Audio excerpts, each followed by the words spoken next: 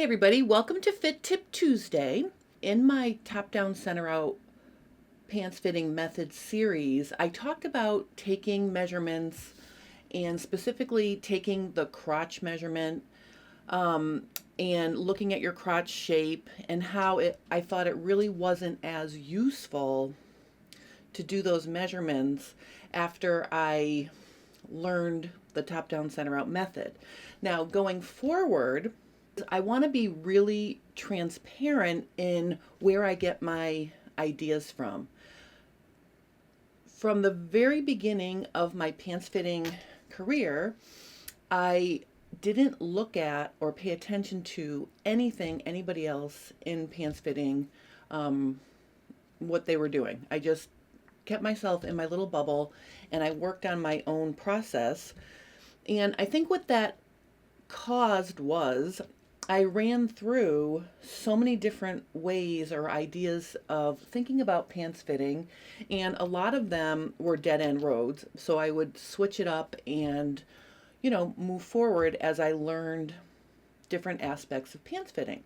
So when I reached out to Ruth and got together with her on quite a few occasions to talk about pants fitting and to, learn all about this top down center out method, I broke out of my bubble. So it puts me in a little bit of a weird situation because I always want people to know where I get my ideas from. So I just want to put it out there going forward in 2023 that when I'm talking about my single leg muslin and my waistband, those ideas came from Ruth and top down center out. All right, so what I want to do today is look at different styles of pants, and I want to show you the space inside those pants, and then I want to talk about body measurements you may need. Now, when I was doing my top down center out series, I talked about, the need or lack thereof for measuring certain things. One of those things is the crotch length. And going forward, that measurement is still not going to be super important, but I'm going to show you other measurements that are important depending on the style pants that you're working with. So let's look at this. This is a page literally ripped out of, well, it would have been ripped out if I didn't have the binder version of it, the Joseph Armstrong book. I have a Amazon link to that book in the video description if anybody's interested. It's really the Bible of pants drafting for me. So this is a very interesting graphic that I took out of that book, and you can see really clearly what the space is between your body and the inside of your pant legs with different style pants. So this first one here, the culotte or split skirt, is essentially a skirt with an inseam. The crotch curve does not touch your body, and the fabric flares away starting from your full hip. Then we have a slightly reined in version, the trouser. The trouser also hovers around your body and does not touch your body. Now, it may brush against your front thigh, but because the crotch extensions are longer, the crotch seam itself is not touching your body. It hovers below your body. And these two styles of pants are essentially fitting a skirt, because if you don't have to worry about what the fabric is doing from the crotch level down, then the crotch itself, I don't want to say it's the shape of it and the length of it aren't as important because it's not touching you. So for the culotte and the trouser, you can take your full hip measurement and leave it at that, because you want to get the pants to fit your full hip. You're going to fit your waist with darts, and then the rest of the fabric just drapes off of your full hip.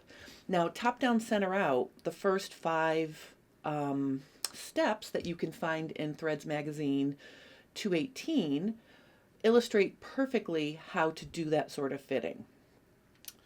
So let's move on to the next style of pant that we have here, and that's traditionally known as a slack.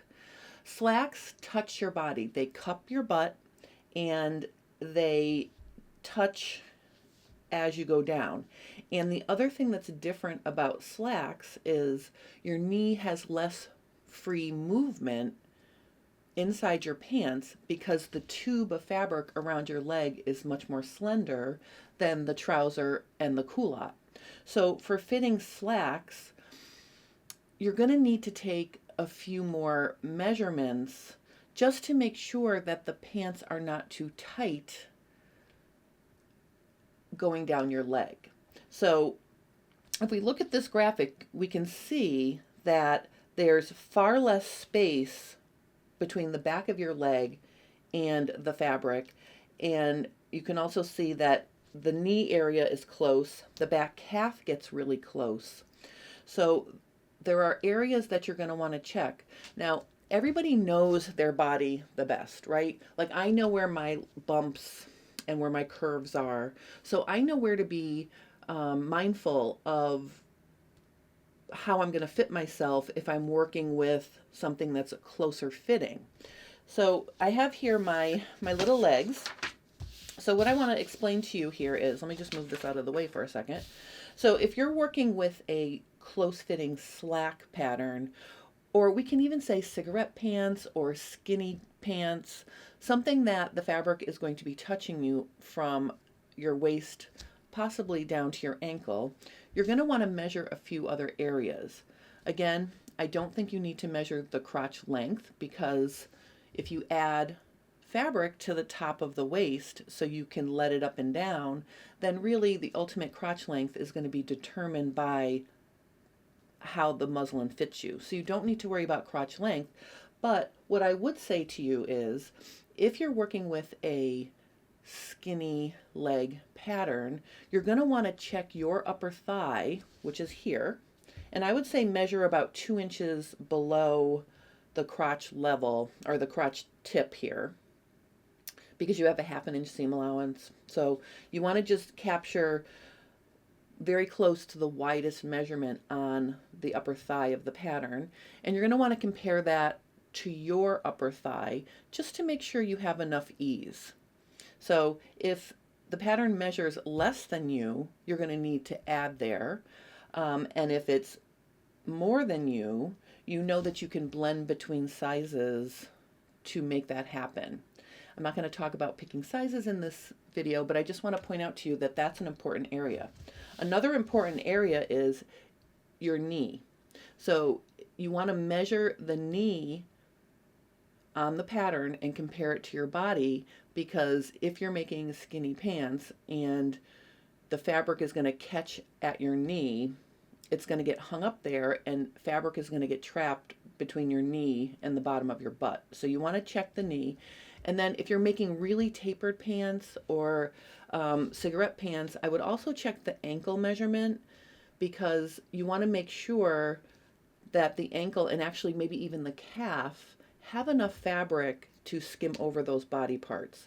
So these are easy measurements to take, but remember, when you're measuring the circumference of your body and you're comparing it to the circumference of your pattern, you want to make sure that those key areas are in the right place vertically before you start measuring. So I would measure the inseam of my pants that I like to wear and then compare it to the inseam of the pattern and just mark along the inseam where your knee is, for example, and maybe where the fullest part of your calf is. That way you're measuring the level of the pattern where those curvy areas of your body are. So don't measure, like if you have a pattern and it says this is the knee, but you don't check to see if that knee line is actually in agreement to where your knee is, then measuring that is really going to do you no good, especially if it's lower or higher than your knee, because then you're measuring something that's not going to coincide with where it's going to be on your body. So the first step to measuring circumference on your leg is to make sure that you get it in the right position. Now I'm just going to show you really quickly here. It's super easy to make these adjustments vertically. So let's say we measured,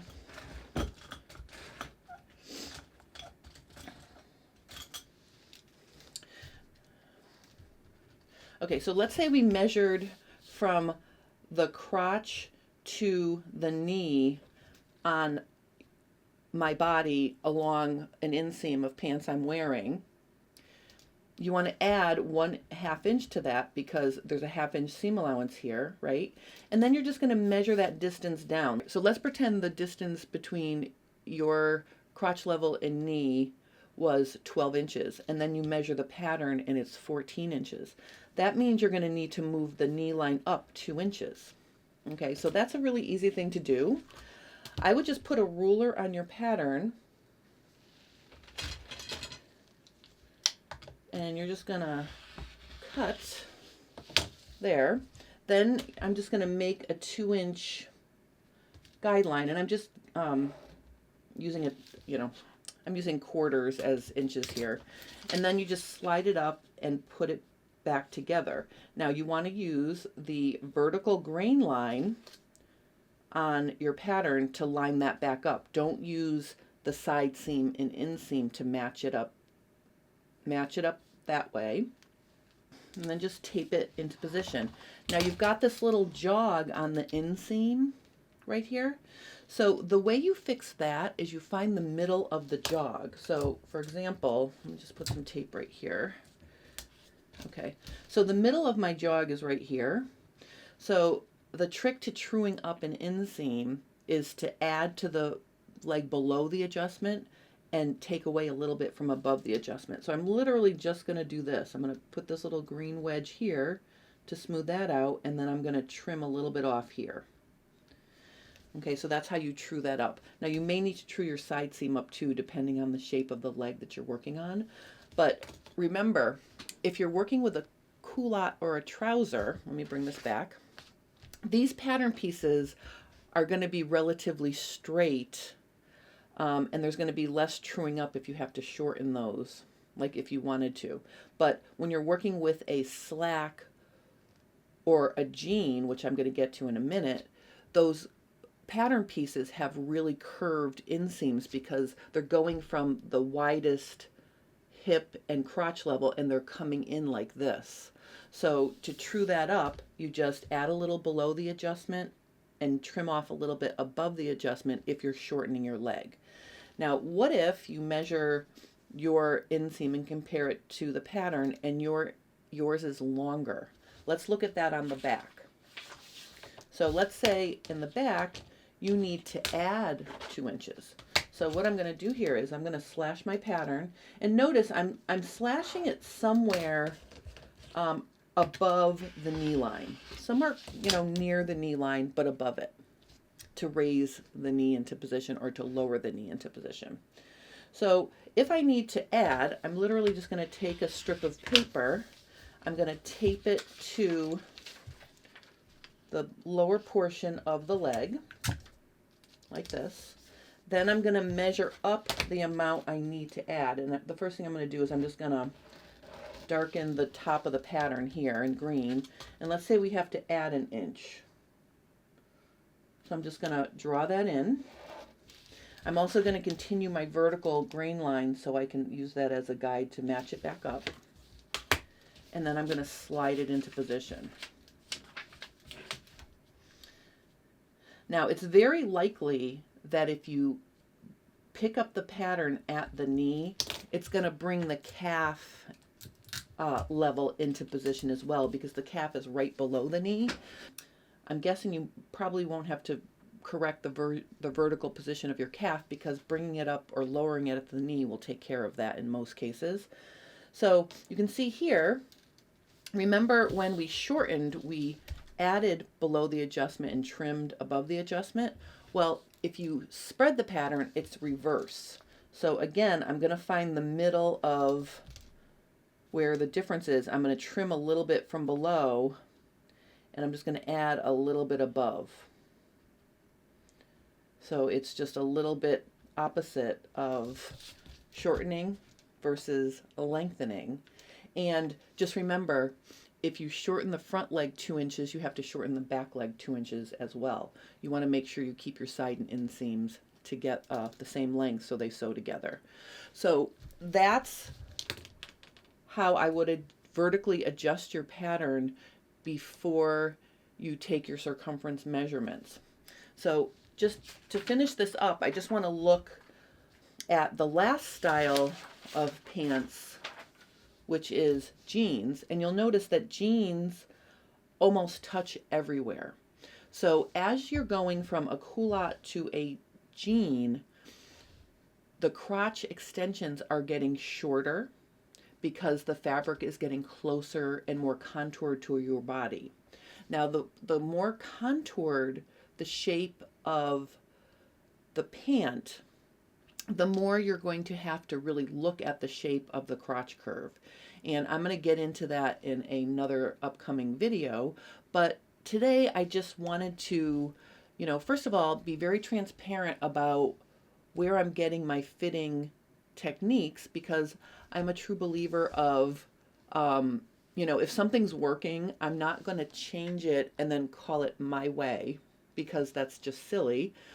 So I will give credit where credit is due. And going forward, if you take a class from me, I'm going to be very top down, center out friendly, because I have to say in 2022, the biggest influence in my fitting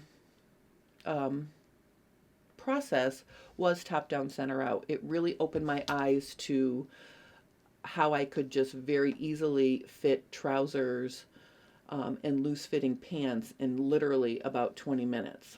Okay, and then I did a lot of experimenting with bringing the fit of that pattern and the ease of that pattern in, and I'm finding where there's some bumps in the road there, so I will be exploring that as well. But I will always have a special place in my heart for top down, center out, and Ruth, because she is amazing. Definitely, if you haven't heard of top down, center out, go check it out. It's on her Instagram, Ithaca Maven, and she's got lots of science behind the pants fitting, which I find really fascinating. So definitely go check her out. And if you have any questions about pant styles, please, post those below and I will help you. This is the month of my new pattern release, and the pattern that I'm working on is a slack style pattern, meaning it fits, but it's got a more slender leg than a trouser. It's not a super skinny leg, but I wanted to create sort of a classic pant silhouette that looks really nice and is comfortable and flattering for all body types. So I'm super excited about that. So join me for FabFit Friday this week. I'm going to show you how to do the cut on fly with a zipper shield. That's what I'll be doing this Friday.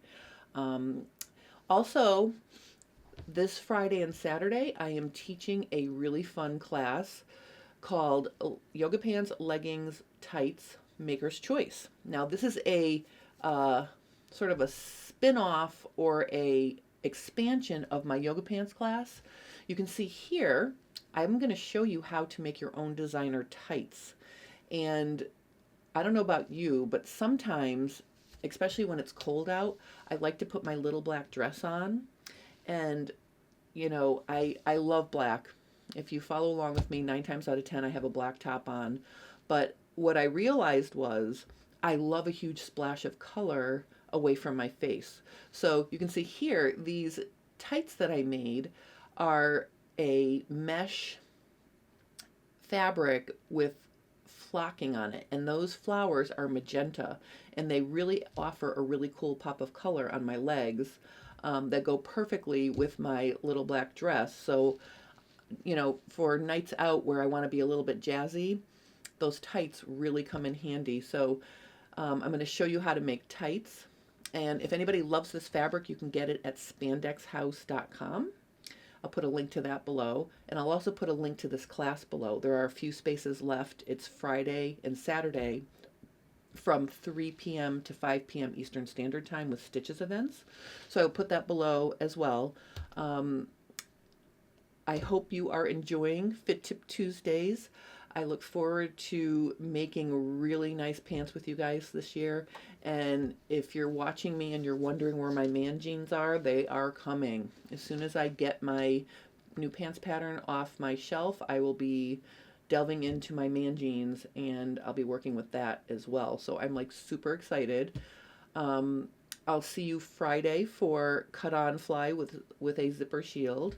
Thank you so much for watching and have a wonderful rest of your day.